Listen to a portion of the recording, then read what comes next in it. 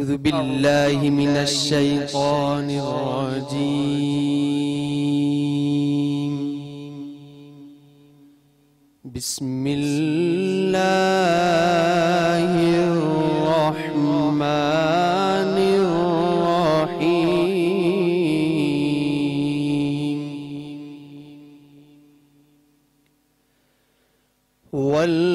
والذين جاءوا من بعدهم يقولون ربنا اغفر لنا ولإخواننا ربنا اغفر لنا ولإخواننا الذين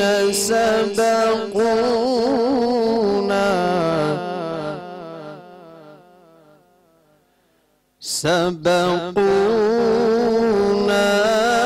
بالإيمان ولا تجعل في قلوبنا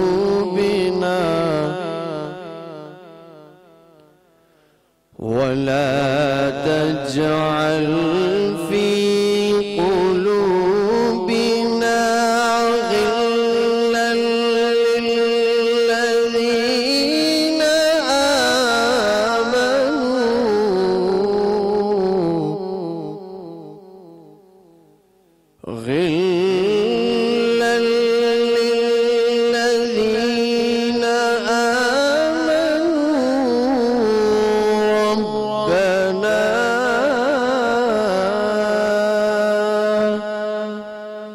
ربنا إنك رؤوف رحيم ربنا إنك رؤوف رحيم صدق الله العظيم.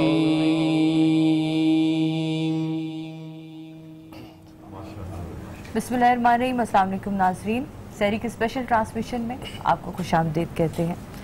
जनाब, जैसे कि आपको पता है कि मैं और शहरी आपके साथ होते हैं सहरी में. अस्सलाम वालेकुम शहरी. वालेकुम अस्सलाम.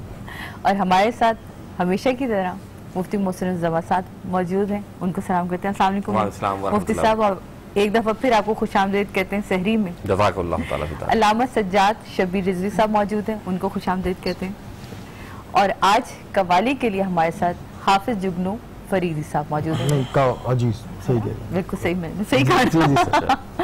तो आपको खुशामदीद कहती हूँ. और आज जिनकी खूबसूरत आवाज़ में हम नाते रसूल मकबूल सुनेंगे वो हैं शोएब मीर. तो उनको मैं कहूँगी कि शोएब प्लीज़ आप नात की तरफ चलिए. या रहमतल लिल आलमीन, या रहमतल लिल आलमीन, इल्हाम जामा है तेरा, कुरआन अमामा है तेरा, मिंबर तेरा अर्शे बरी,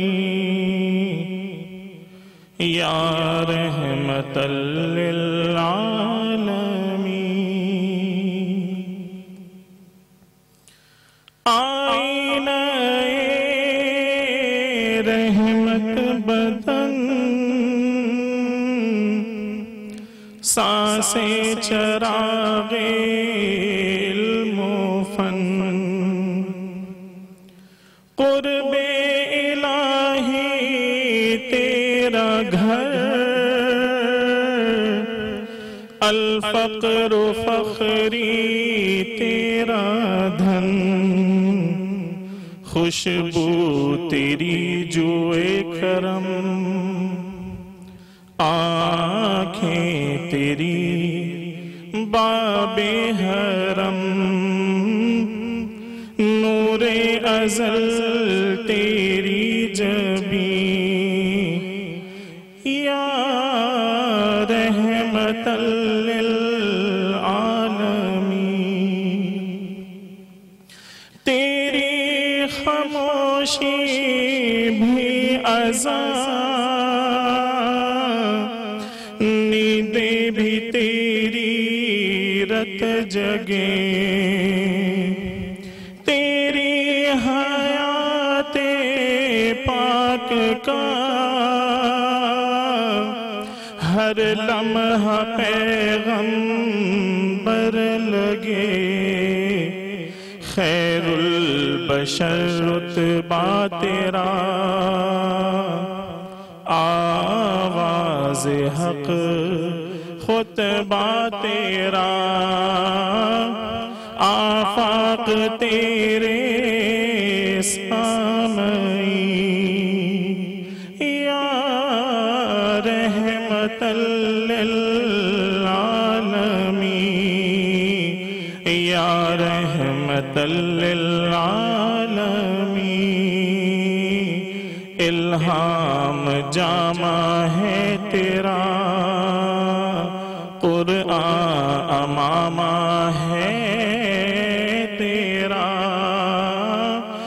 منبر تیرا عرش بری، یا رحمت للعالمین۔ سبحان اللہ، سبحان اللہ، بہت خوب، بہت خوب، ماشاءاللہ۔ جناب جیسا کہ ہم نے کل کہا تھا کہ آج ہم بات کریں گے، اور ہم داخل بھی ہو چکے ہیں، اور آج پہلا روزہ بھی ہم نے اختیار کر، اب ہم دوسرے روزے کی طرف جا رہے ہیں، مغفرت کا عشرہ سٹارٹ ہو چکا ہے۔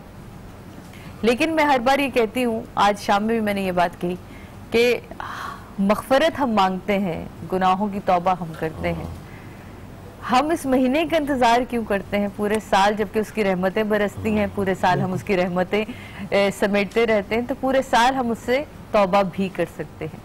لیکن ہم ڈرتے کس سے ہیں؟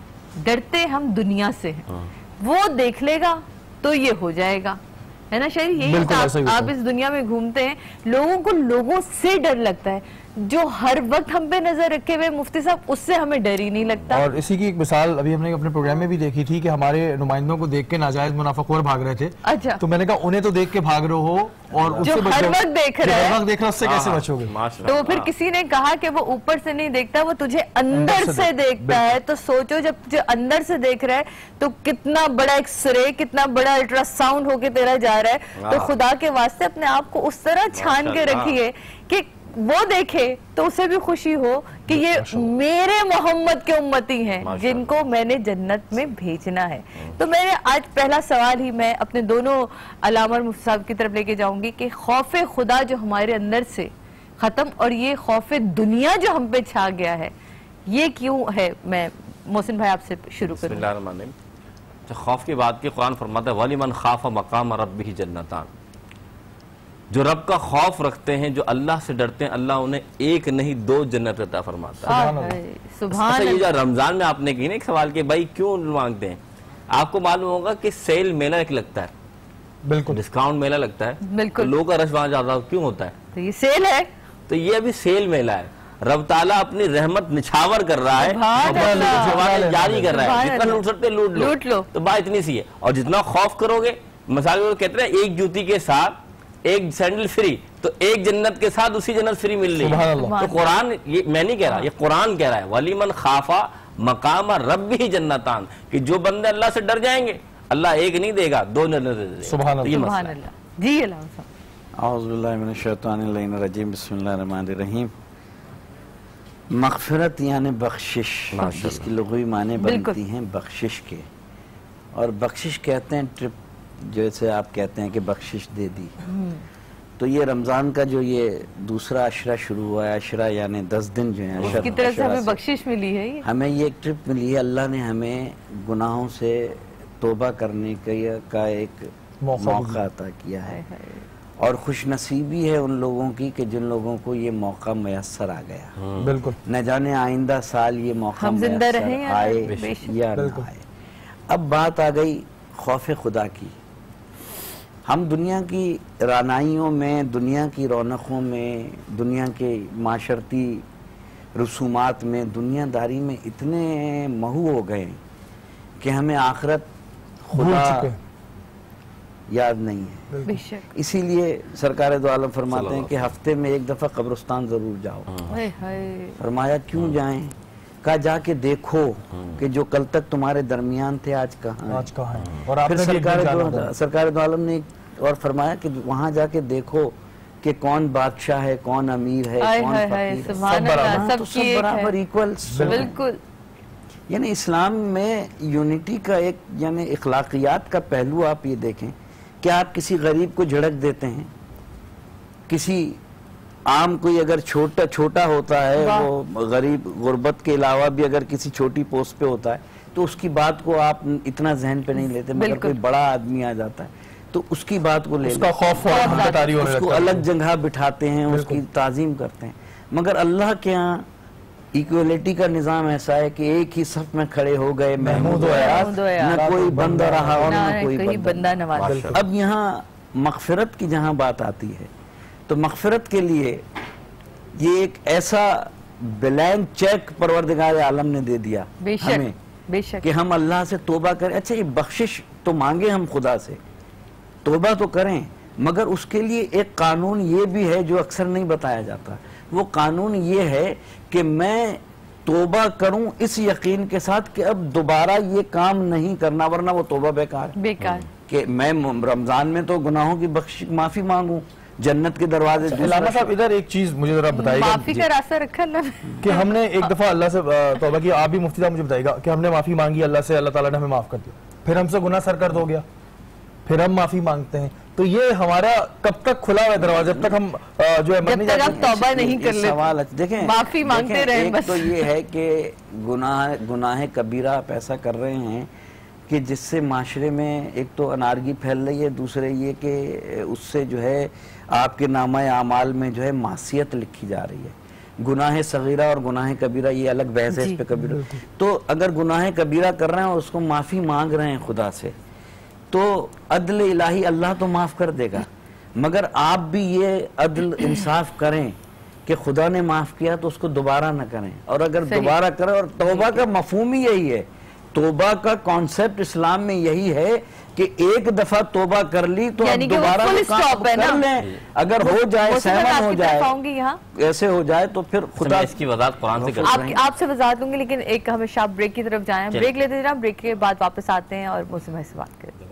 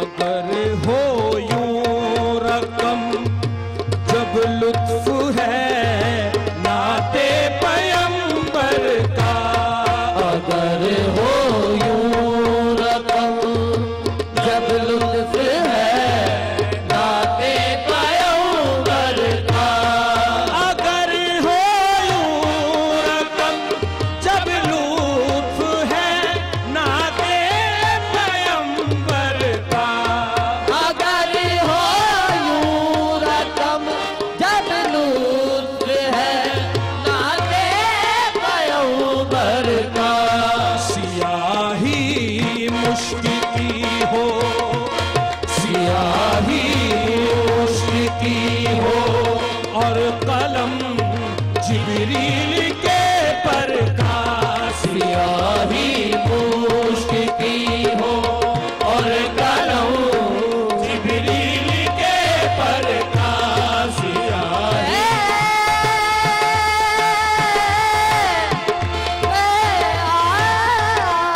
सियाही मुश्क की हो और कलम जिब्रील के पर का, कहने को ना तो सैयद आली वकार की, हाँ कहने को नात सैयद अली वकार की, मुँह में ज़बान चाहिए परवरदिगार की, सियाही मुश्क की हो और कलम जिब्रील के पर का, सियाही मुश्क की हो और कलम जिब्रील के पर का, दिले बेताब समझा खुल गए सरकार के दिले बेताब समझा खुल गए सरकार के गेसू, हुआ महसूस झोंका, हुआ महसूस झोंका जब कोई खुशबुए अंबर का, हुआ महसूस झोंका जब कोई खुशबुए अंबर का, हुआ महसूस झोंका जब कोई खुशबुए अंबर का, मेरे ऐबों पे पर्दा डाल दीजिए या रसूल अल्लाह, हाँ मेरे ऐबों पे पर्दा डाल दीजिए या रसूल अल्लाह, सियाह कमली का सदका, सियाह कमली का सदका, वास्ता ज़ैनब की चादर का, सियाह कमली का सदका, वास्ता ज़ैनब की चादर का,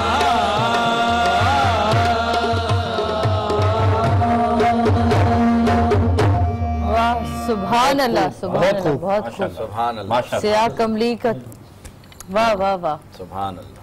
सही कहती हूँ मैं कि ये वो महफिल होती है जो आपको फर्श से अर्श तक पहुँचाती है, बिल्कुल। और फिर अर्श तक तो हम पहुँचते हैं लेकिन फिर हमारे गुनाहों के बोझ हमें नीचे ले आते और फिर हमें मग़फ़िरत की ज़रूरत होती है। माशाअल्लाह माशाअल्लाह। अच्छा मुफ्ती साहब, एक सवाल ये है कि जब मुसलमान सवाब करते हैं और वो करते हैं तो उनको अल्लाह ताला इसका सिला देता है, जो काफिर हैं क्या उनकी मग़फ़िरत होगी? अच्छा, बहुत अच्छा सवाल। अच्छा, आप ये बहुत प्यारा सवाल है। और उससे पहले आपने एक सवाल किया कि भाई बंदा की तौबा कब तक कर सकता है। कुरान फरमाता है मग़फ़िरत के बारे में, या अय्युहल्लज़ीना आमनू तूबू इलल्लाहि तौबतुन नसूह, ए ईमान वालो अल्लाह से पक्की तौबा करो। जामेबाजी नहीं, तौबा तौबा तौबा, ऐसी पक्की तौबा करनी है, यानी कि जब इरादा करें मुसम्मल अहद। अच्छा, एक बात कि तौबा का दरवाज़ा उस वक्त तक, या मग़फ़िरत का दरवाज़ा उस वक्त तक खुला है जब तक कि मौत को बंदा सामने ना देख ले। अच्छा, आपने जो सवाल किया ये बड़ा प्यारा सवाल है कि आज भाई काफिर भी तो नेकियां कर रहे हैं, ट्रस्ट भी चला रहे हैं, कर रहे हैं, तो अब उनका क्या क्या, उनकी भी मग़फ़िरत हो सकती है क्या, उनकी गुनाह? देखिए, अल्लाह की रहमत में कमी नहीं। अल्लाह किसी को ईमान दे दे तो उसकी मग़फ़िरत हो सकती है, लेकिन अगर वो नेकियां कर रहा है और ईमान के साथ नहीं किया है तो फिर उसकी कोई मग़फ़िरत नहीं। और सवाल यहाँ पर इसी से आता है कि जो बच्चे हैं जो काफिरों के यहाँ पैदा हुए 7-8 साल की उम्र में इंतकाल कर गए, वो कहाँ जाएंगे? पहली बात, جو بچہ پیدا ہوتا ہے وہ دین حنیف پر ہوتا ہے, اسلام پر ہی ہوتا ہے پہلے, یعنی دین فطرت پہ ہوتا ہے. اگر جب وہ اس کو ایکسیپٹ کرتا ہے یعنی دوسرے دن کو, آپ دیکھیں نا 7 سال کی عمر میں ہمارے یہاں اسلام میں نماز کو قائم ہے, اسی طریقے 7 سال کی عمر میں جو عقل و شعور بڑھتی ہے, تو اگر وہ ان کے دین کو ایکسیپٹ کرتے ہیں تو ظاہر سی بات ہے پھر ان کے ساتھ بھی وہی ہوگا جو اللہ تعالیٰ کو حکم ہے. لیکن اس میں صاحب بچے کا کیا قصور ہے, وہ تو وہی ماحول دیکھتا آ رہا ہے, اس کو کون وہ کرے. یہاں یہ بھی تو دیکھیں نا, اب جارج بش کی بیٹی نے اسلام قبول کیا, اس نے ایک ایج میں کیا نا, پھر کب جب وہ چاہے تو وہ دے بھی دیتا ہے. دیکھیں پھر وہی بات آ گئی جو آپ میری بات سمجھیے پہلے اس بات کو, اگر شعور آ گیا اور سمجھ میں آ گیا یہ دین کیا ہے, یہ معاملہ کیا ہے, تو اس میں تو بات ہے. لیکن میں نے کیا کہا, اگر اللہ تعالیٰ کسی کے ساتھ زیادتی نہیں کرتا, آپ کو نہیں معلوم ہو سکتا جب وہ آخری وقت ہو اس کا, اللہ تعالیٰ اس وقت اس کو کلمہ شریف پڑھوا دے. اس میں بات اتنی سمجھنے کی ہے جو خدا عادل ہے, بے شک خدا کے پاس عدل ہے.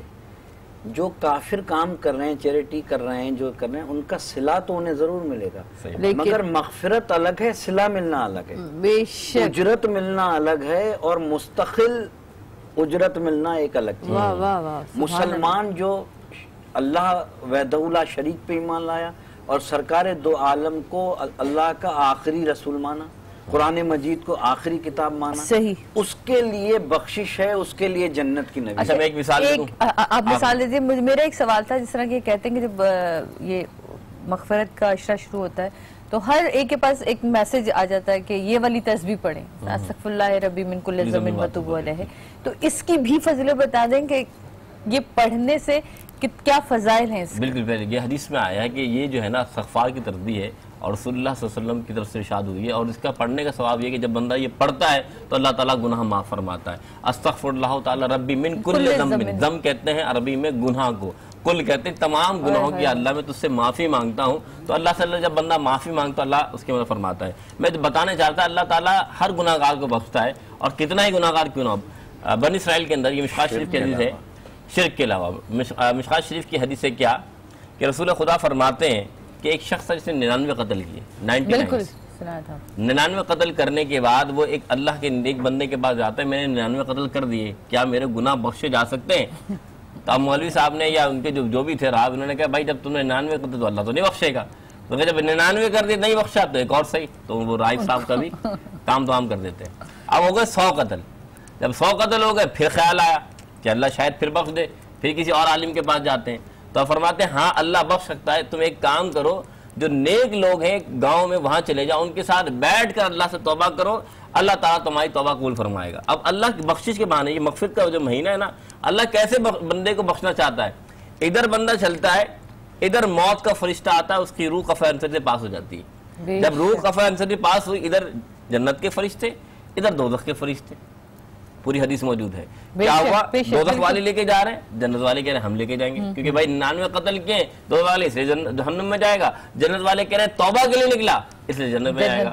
ارادہ ہی کر لیا اب اتنی سی بات. اب دیکھیں اللہ کی رحمت دیکھیے, اللہ کس طرح بندوں کو ایک اور فرشتہ بھیجتا ہے اور ان دونوں سے بات فرماتا ہے کہ بھائی کام کرو, تم زمین ناپ لو, جس جانب بندہ جتنے قریب ہوگا وہ لے جائیں. المختصر کیا ہوتا ہے کہ دوزخ کے وہ سے دور ہوتی ہے اور جنت کے قریب ہوتی ہے, تو جنت والے سے لے جاتے ہیں. اللہ تعالیٰ نے اس زمین کو سمیٹ آ دیا اس جانب سے جو دوزخ کی طرف تھی, اور قریب کر دیا اس جانب جو جنت کے قریب تھی. تو معلوم کیا چلا کہ اللہ تو بخشش کے بہانے ڈھونڈتا ہے, کہتے ہیں ہم تو مائل با کرم ہے, نیت کے اوپر ہے کہ آپ کتنے دل سے مانتے ہیں, راہ دکھائیں کسے راہ روے منزل ہی نہیں. اچھا یہ جو ہوتا ہے کہ ہمارے یہاں جب ہمارے کوئی انتقال کر جاتے ہیں اور ہم اس کی مغفرت کرانے کے لیے پیچھے قرآن خوانیاں کرواتے ہیں, برسی کراتے ہیں, تو کیا ان چیزوں سے جو شخص اس دنیا سے جا چکا اس کی مغفرت ہو رہی ہوتی ہے؟ دیکھیے جب قبر میں لٹایا جاتا ہے اور اس کے بعد منکر نکیرین آتے ہیں تو پوچھتے ہیں من ربوں کا, من نبیوں کا, من کتابوں کا, یہ 4 سوال جتنے کرتے ہیں. تو جب ساری چیزیں وہ بتا دیا اس نے تو اللہ تعالیٰ نتیجہ بھی فوراً دے دے. ساری سی وی تو پوچھ لی نا, ایمان بھی پوچھ لیا, کتاب بھی پوچھ لیا, نبی بھی پوچھ لیا. پروردگار اب فیصلہ قیامت میں کیوں ہے؟ اب 2 جگہ ہیں, الین اور سجین, عالم برزخ میں جو سوئے ہوئے ہیں نا, بالکل جو مر جاتے ہیں دنیا سے لوگ. ناظرین کو میں یہ بتانا چاہ رہا ہوں کہ عالم برزخ میں 2 منزلیں ہیں, ایک الین ہے ایک سجین ہے, جہاں پر وہ قیامت کے لیے انتظار کر رہے ہیں. اب کیوں انتظار؟ پروردگار فیصلہ فوراً کیوں نہیں سنا دیا؟ یہ موقع دیا گیا ہے کہ آپ کے لوائقین ایصال ثواب بھیجتے رہیں اور ان کے گناہوں کی بخشش اور مغفرت ہوتی ہے. میں موسیٰ کی طرف آؤں لیکن بریک کی طرف جانے جناب, بریک لیتے ہیں اور پھر موسیٰ کی رائے سنتے ہیں.